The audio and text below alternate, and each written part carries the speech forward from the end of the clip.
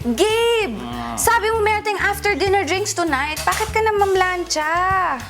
Angel, hindi ba obvious yung ginagawa ko? Hindi ba obvious yung ginagawa ko, ha? I am trying to save on my Meralco bill. Ironing at 9 p.m. will help you save on your Meralco bill. Parang okay yung plancha mo na yan. Magic ba yan? Mukha ba ako magician? Sa suot mo. Hindi, ganito kasi yan, Angel.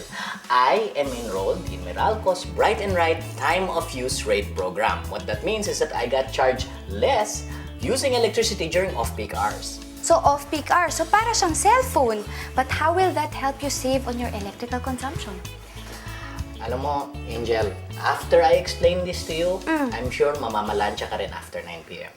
The Meralco Bright and Right Time of Use or TOU rate program is an alternative pricing scheme that charges you lower electricity rates due to lower power generation rates during off-peak hours.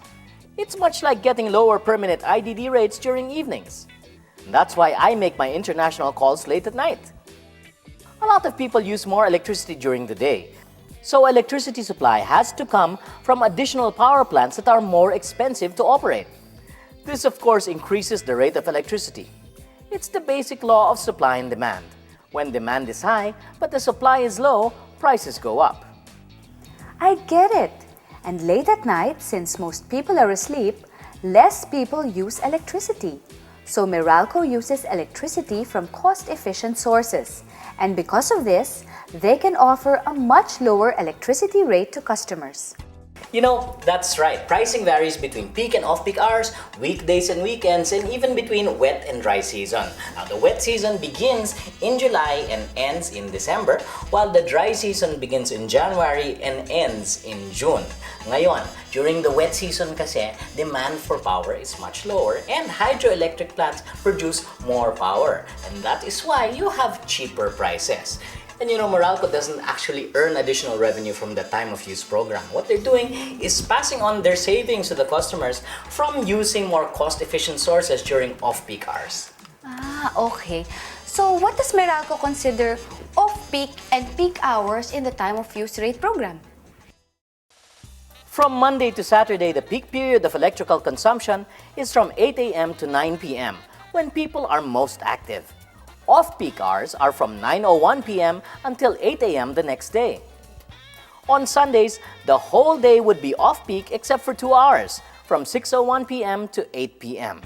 So that's why you're ironing at this hour. I schedule all my ironing after 9 p.m. and I do all my laundry all day on Sunday, and I ask my helper to do the vacuuming before 8 a.m. on weekdays. Pero parang that's a big adjustment from the regular schedule that you're used to at home. Well, you do make a little bit of adjustment in terms of your time and your schedule, but you save a lot in terms of energy and money. Do you know that you can save as much as 10% off your Meralco bill? And not just that, environmentally friendly rin to. Because you are using energy during off-peak hours, that means power demand during peak hours are much less. And therefore, we don't have to build that many power plants anymore. And therefore, less na yung air pollution that comes from power plants. Well, you have to adjust your life a little bit to save money and energy. It's a small sacrifice naman to be able to get as much as 10% off a month on your Meralco bill. That's a lot of savings, di ba?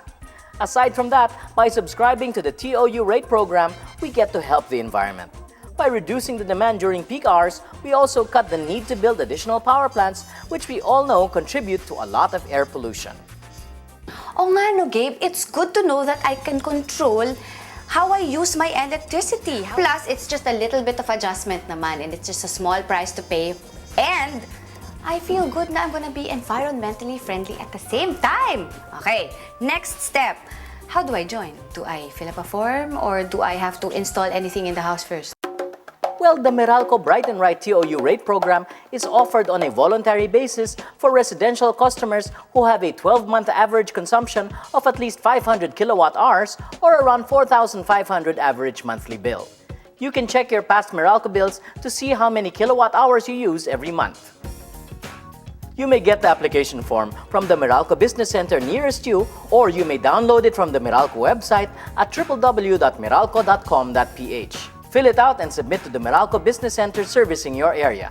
A Meralco personnel will schedule a visit to your home to check your service entrance. Upon approval and payment of the one-time application fee, Your old meter will be replaced with a TOU electronic meter. This meter can keep track of your electricity usage during different times of the day and days of the week. Gabe, thank you for telling me about Meralco's Bright and Right Time of Use Rate Program. Sige, aakyat na ako, ha? Bye! Teka. Bakit? Ano ko ba lalabas tayo? Hindi na. Kasi meron ka ng Meralco Time of Use Meter. Eh, di dito na ako maglo-laundry. Dinala ko yung gamit ko sa kotse. Bye! See ya! Fantastic! Teka. Bahay ko to ah.